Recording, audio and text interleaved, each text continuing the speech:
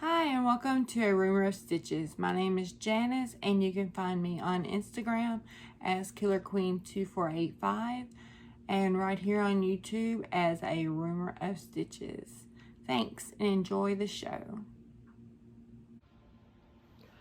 I mentioned on my Cathedral Window Quilt how I was buying charm packs and there was maybe 10 to half the pack were unique pieces, and there's always going to be extras, like there's always going to be doubles. I did not get one pack that didn't have at least half the pack of doubles, so I thought I would tell you what I do with the other half of the package.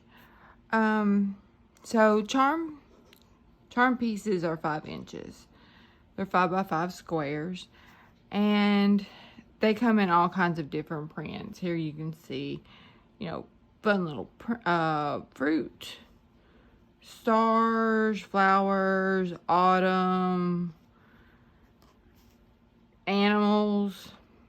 So what I'll do is I'll go through the rest of the pack and get out another set of unique. Like if there's like 2 prints of everything that's left over, I'll divide them into sets.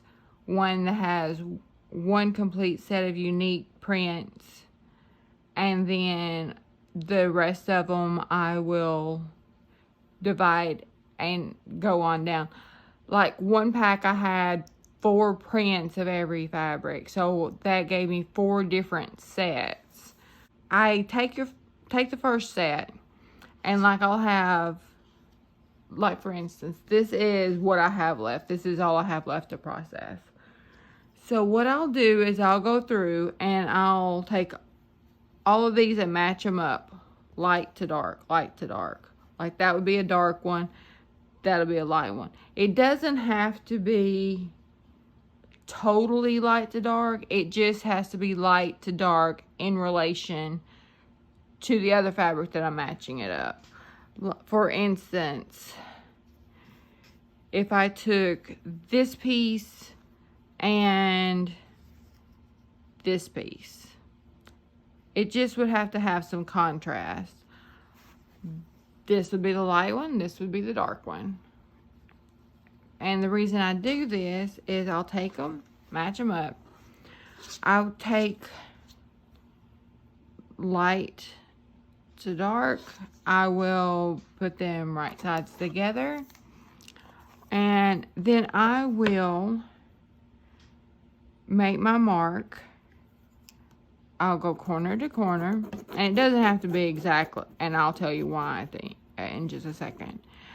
And then I'll take this mark over to the sewing machine and I'll do a 1/4 inch seam on this side and a 1/4 inch on this side. And don't worry about the ink, because this is heat disappearing ink, and all these marks, as soon as I iron the pieces, all this ink disappears.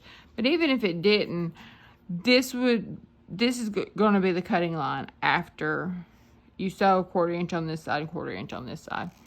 So, as an example, say that one was done. Okay. I'm going to have pieces that look like this.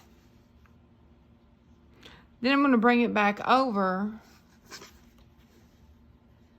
like that right there. I'm going to bring it back over to my cutting table, or even just take a pair of scissors. I'm just going to cut down this middle line right here. And when I open it up, I have my half square triangles, half squares, and then I will take it back to the ironing board, and this is a finished one.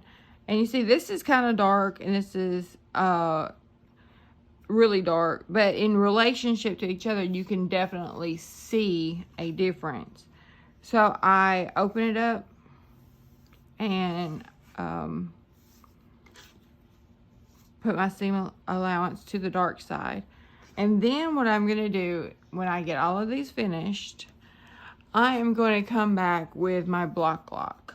Now this is the one I was talking about yesterday, but I thought I would show you on an actual piece that needs to be trimmed up what I'm talking about. I don't know exactly how big I'm going to make all these, because I think a little bit, a few of the pieces are smaller than the other. It looks like if I do like a 4-inch square that it's going to be good. I'm doing all this because